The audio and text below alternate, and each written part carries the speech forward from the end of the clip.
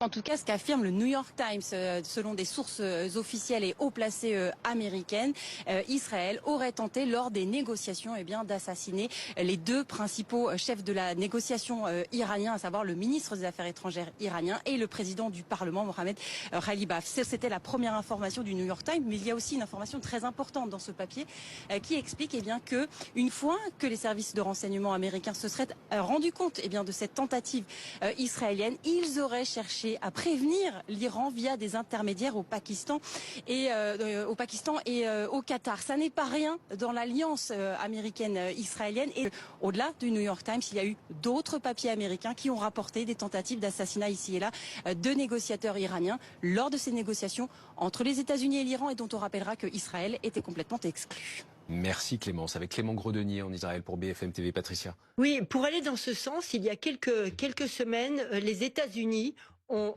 augmenté le niveau de danger que représentait Israël pour la sécurité du renseignement américain, en disant qu'il y avait un entrisme américain pour savoir comment se déroulaient les négociations. Et donc Israël est devenu un des pays les plus dangereux sur le plan de la sécurité américaine, sur le plan du renseignement. Donc ça va dans ce sens. Il y a eu quelque chose qui s'est passé.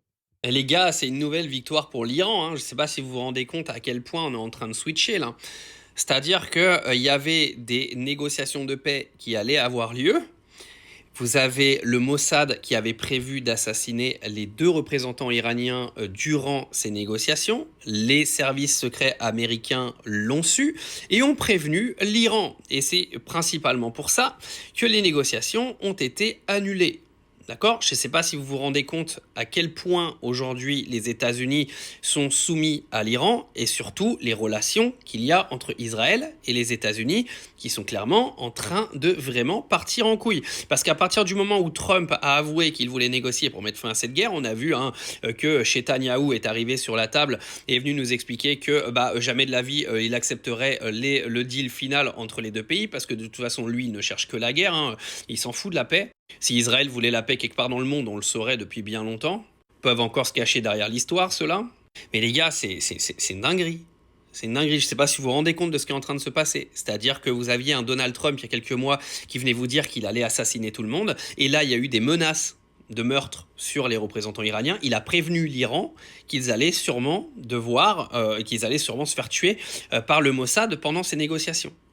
C'est fou. C'est-à-dire qu'en gros, les États-Unis sont devenus des complices avec l'Iran contre Israël. Je ne sais pas si vous vous rendez compte un petit peu du switch qu'il y a depuis fin février. C'est-à-dire que là, on est vraiment rentré dans quelque chose d'hallucinant. C'est-à-dire que les États-Unis se sont rangés du côté de l'Iran pour se léguer contre Israël. Parce qu'il y a quelques mois, croyez-moi que si Israël avait menacé de buter les représentants iraniens, Trump, il aurait fermé sa gueule, il n'aurait rien dit.